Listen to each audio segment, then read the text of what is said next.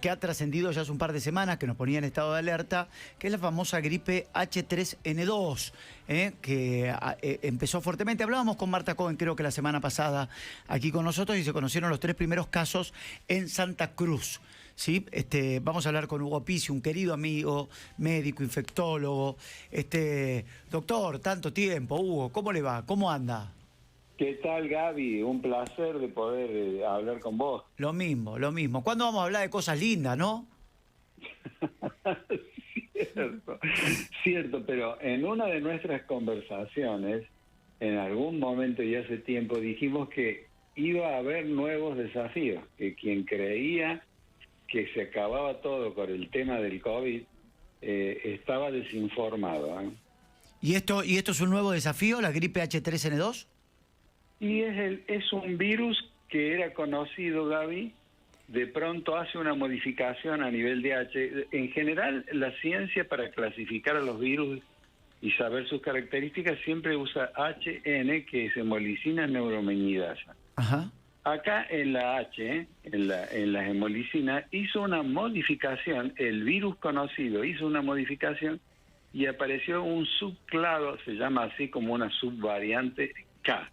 Y esa subvariante K lo hizo más agresivo y más contagioso. Esto nació en Australia.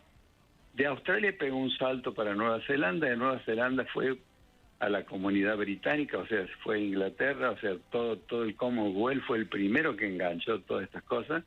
Y Londres tiene en algunos pasillos de algunos hospitales camas, o sea, y se espera que vengan un aluvión de enfermos más, o sea, de ahí saltó para Francia, de Francia para España, y bueno, y nosotros por lo menos estamos advertidos de que va a venir en el invierno nuestro, va a venir, por eso tenemos que prepararnos.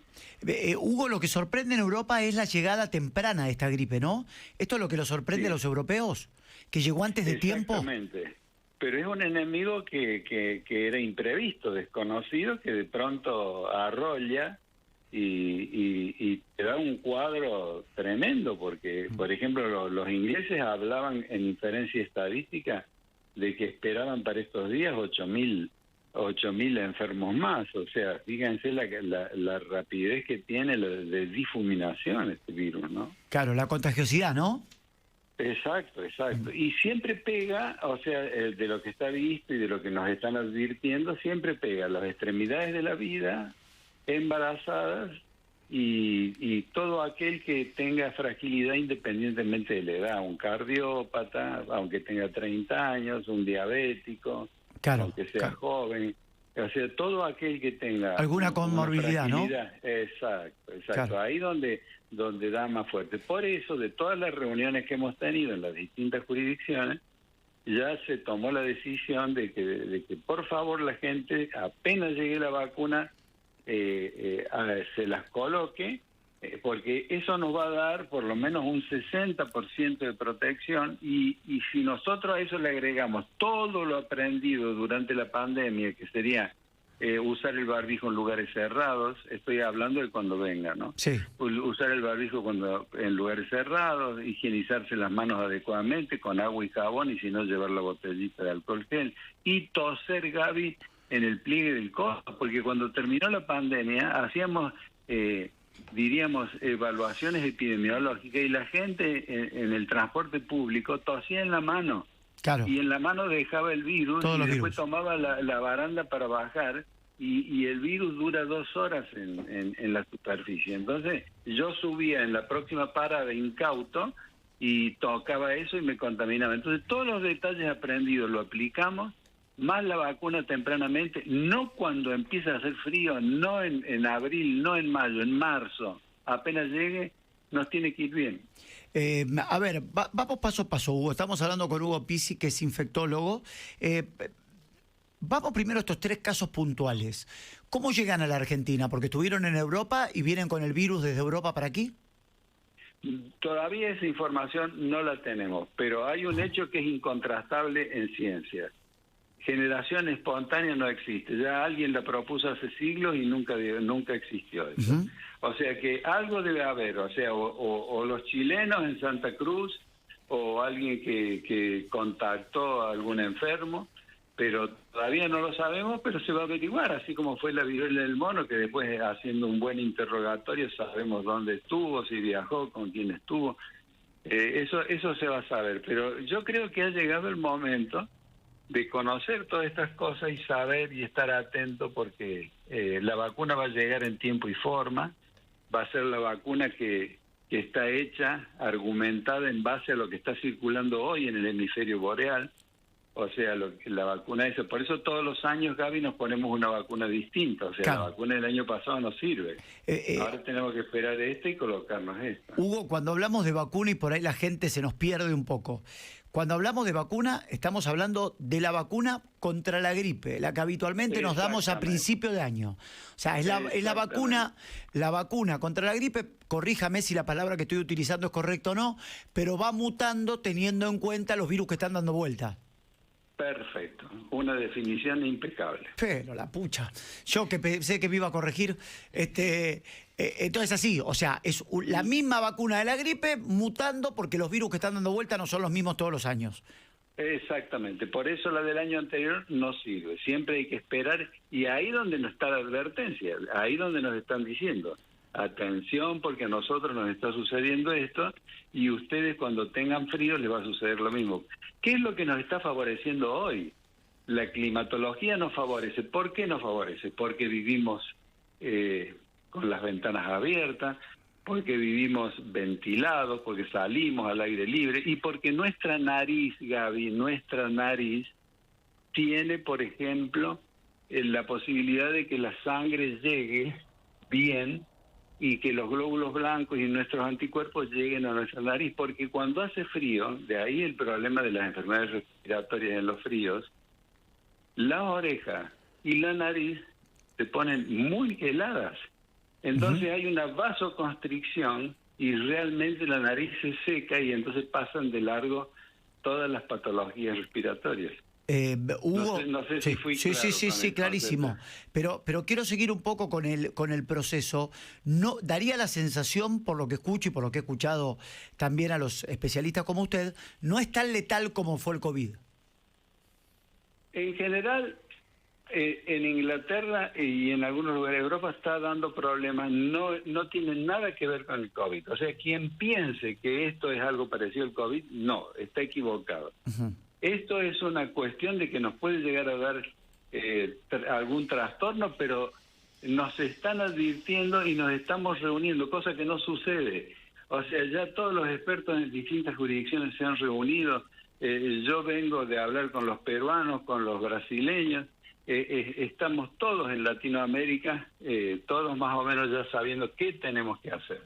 Entonces, no hay que preocuparse, sí hay que estar atento a lo que estamos conversando. O sea, no esperar a los primeros fríos para vacunarse cuando sepan que está la vacuna. Es más, Gaby, les voy a contar que hay algunas obras sociales que ya decidieron darle gratuita la vacuna. O sea, porque Ajá. El PAMI la da gratuita de 6 meses a 2 años, embarazadas, equipo de salud de 60 para arriba, pero hay otros que no están cubiertos. Entonces ya hay algunas obras sociales que con el criterio de preferir dar gratuito una vacuna y no pagar lo que es una internación y una terapia intensiva, o sea, van a colaborar y le van a dar a sus afiliados gratuitamente. Normalmente, ¿cuándo llegan esas vacunas?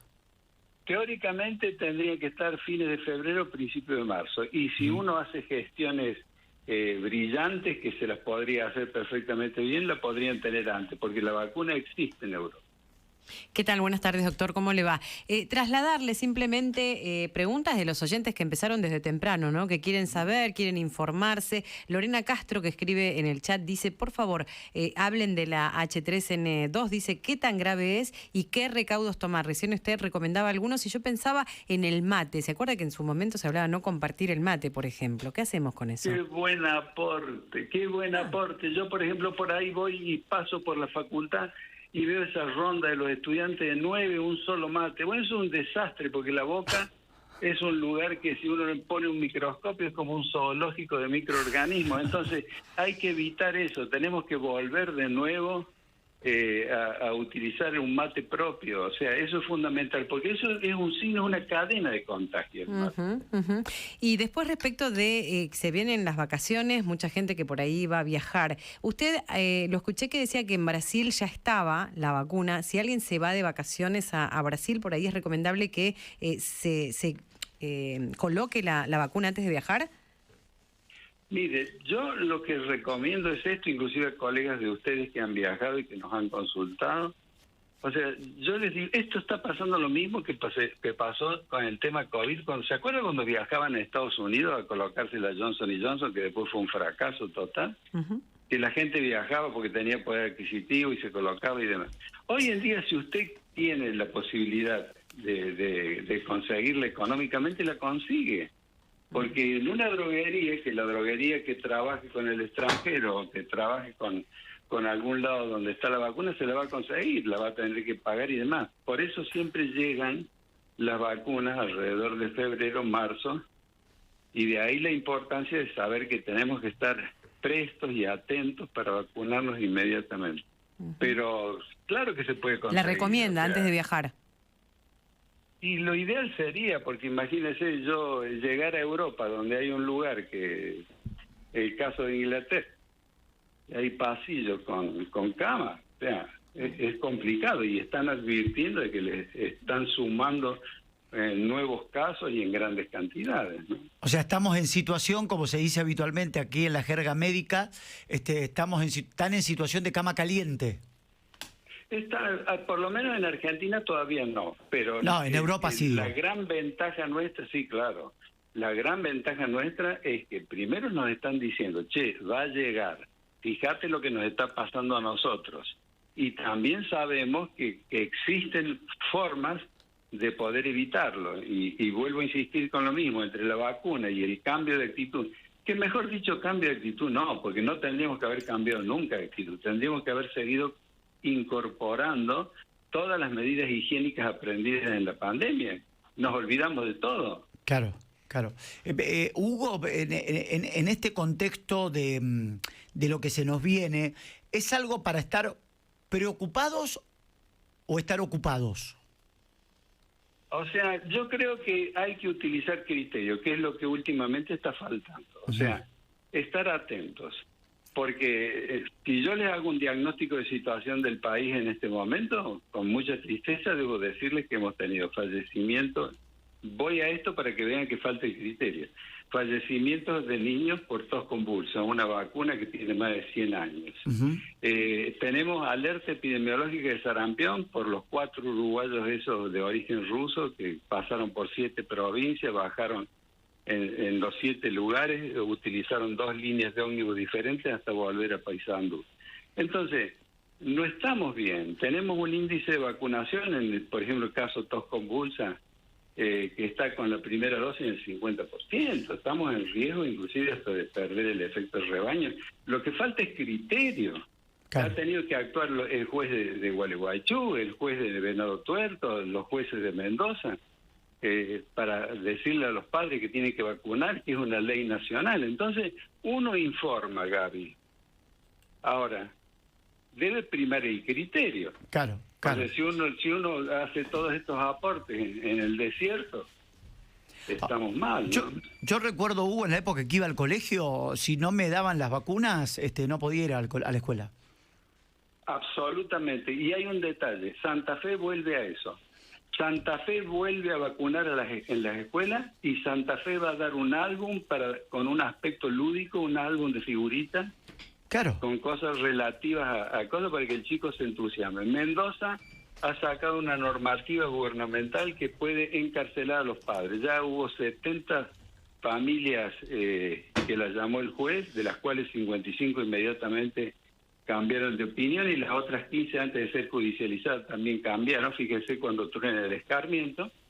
Y, por ejemplo, hay otras provincias como Catamarca que también empezaron a ser un poco más rígidos en el tema. Es una ley nacional y quien quiera vivir en sociedad debe seguir las normativas de la sociedad. Sí, si no, no podrán ir a la escuela. Yo recuerdo a mi mamá con la libretita.